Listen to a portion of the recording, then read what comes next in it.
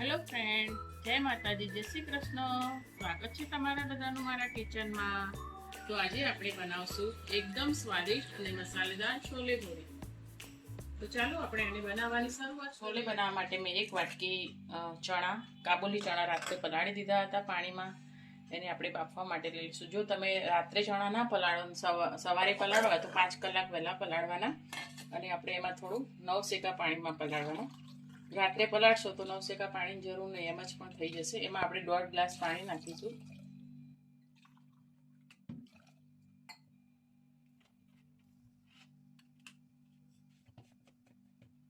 સ્વાદ પ્રમાણે મીઠું નાખીને આપણે હાઈ ફ્લેમ ઉપર 4 થી 5 વિસલ વગાડી લઈશું. આપણા ચણા બાફવા માટે મૂકી દીધા છે. તે બફાય ત્યાં સુધી આપણે પૂરી માટેનો લોટ બાંધી લઈશું. મેં એક મોટો બાઉલ ભરીને ઘઉંનો લોટ લીધો છે ચાળીને.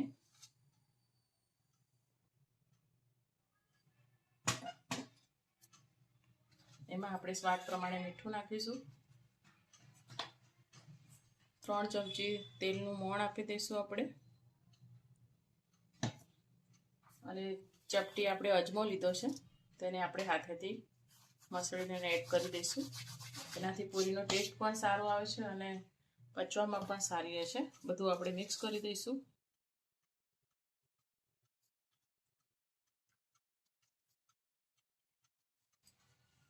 થોડું થોડું પાણી એડ કરીને આપણે રોટલીનો લોટ બાંધતા હોય એનાથી થોડું કઠણ આપણે લોટ બાંધી લઈશું. જો આપણો લોટ બંધાઈ ગયો છે, આપણે આ રીતની એની કન્સિસ્ટન્સી રાખવાની છે. હવે આપણે થોડું તેલ નાખીને મસળી લઈશું અને 10 મિનિટ માટે આપણે એને ઢાંકીને રાખી દઈશું.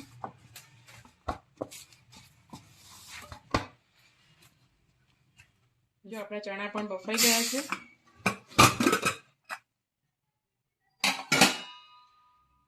એકદમ સરસ બફાઈ ગયા છે. આપણે એનું પાણી બધું નીકાળી લઈશું. જે પાણી આપણે શાક બનાવવામાં, ગ્રેવીમાં ઉપયોગમાં લઈશું હમણાં જ.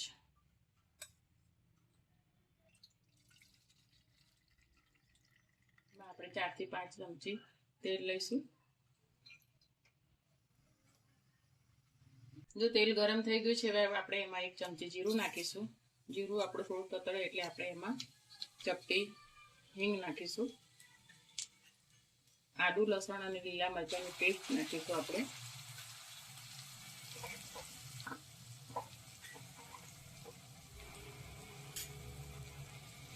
અને આપણે સાંભળી લઈશું.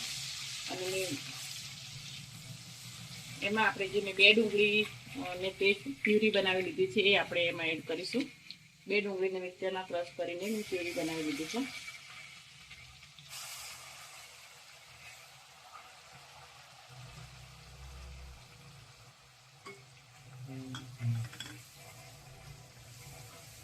ડુંગળી આપણે બરોબર કાઢવા દઈશું.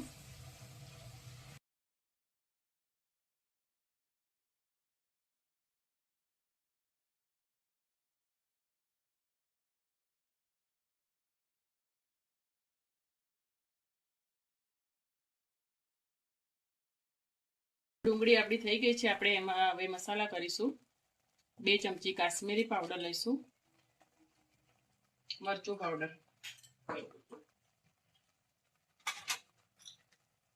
ચપટી હળદર, 1 ચમચી ધાણા જીરું પાવડર, 1 ચમચી કિચન કિંગ મસાલો અને ચપટી આપણે કસૂરી મેથી હાથેથી ક્રશ કરીને આપણે એમાં એડ કરી દઈશું. સ્વાદ પ્રમાણે મીઠું એડ કરીશું. મીઠું આપણે ચણા બાફ્યા ત્યારે પણ નાખ્યું હતું, એટલે સ્વાદ મુજબ નાખવાનું. આ મસાલાને આપણે સારી રીતે તેલમાં થવા દેવાના. થોડું તેલ છૂટું પડે પછી આપણે ટામેટાની પ્યુરી એડ કરીશું.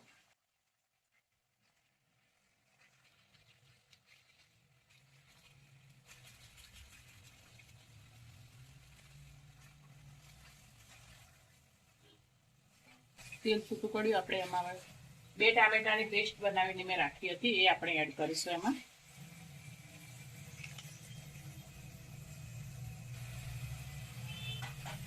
ટામેટાને પણ આપણે સારી રીતે પાકવા દઈશું. ગેસની ફ્લેમ આપણે મીડિયમ જ રાખવાની છે.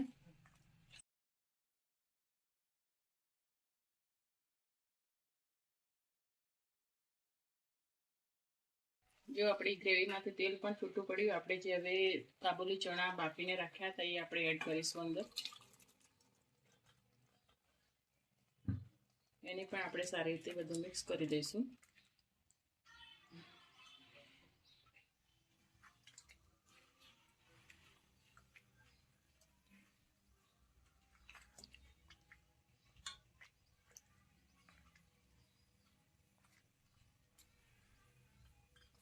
એક મોટી ચમચી આપણે છોલેનો મસાલો લીધો છે એ આપણે એડ કરીશું એમાં.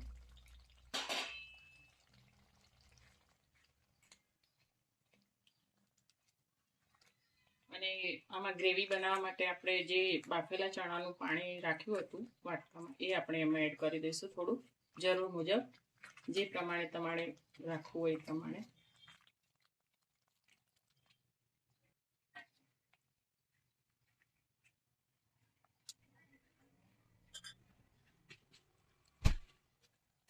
લાસ્ટમાં આપણે એની પર થોડી કોથમીર સર્વ કરીશું.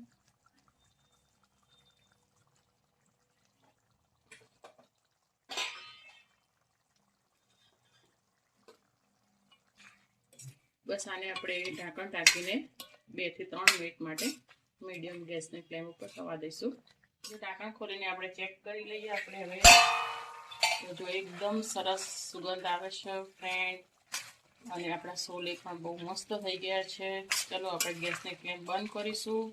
અને પૂરી માટેનો જે લોટ આપણે 10 મિનિટ માટે રેસ્ટ કર્યો હતો એને પણ 10 મિનિટ થઈ ગઈ છે. તો ચાલો આપણે હવે પૂરી બનાવી લઈએ. 10 મિનિટ જેવું થઈ ગયું છે. આપણે લોટ પણ જોઈ લઈએ. આપણો લોટ પણ સારી રીતે સેટ થઈ ગયો છે.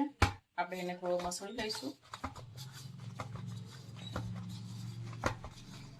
અને આપણે પૂરી બનાવવાની શરૂઆત કરીએ.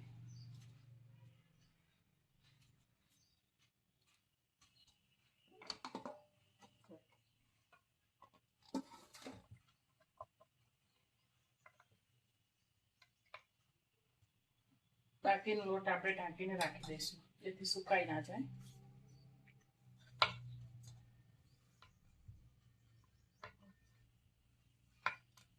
છોલે સાથે ખાવાની છે એટલે પૂરી આપણે થોડી જાડી જ રાખીશું.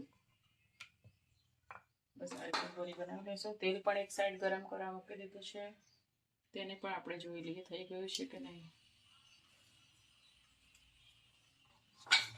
તેલ પણ આપણું થઈ ગયું છે.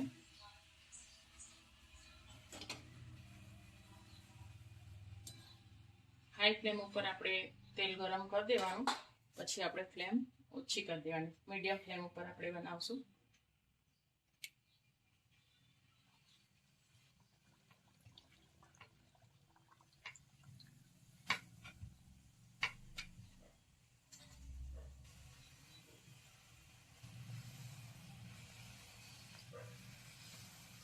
જો પૂરી પણ આપણી સરસ ફૂલી છે.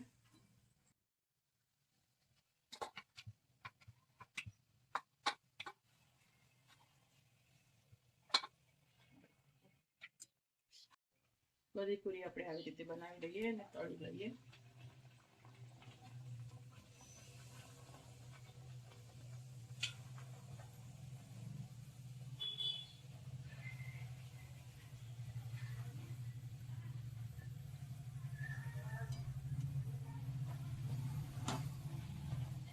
બસ આ રીતે આપણે બધી પૂરી બનાવી દેવાની.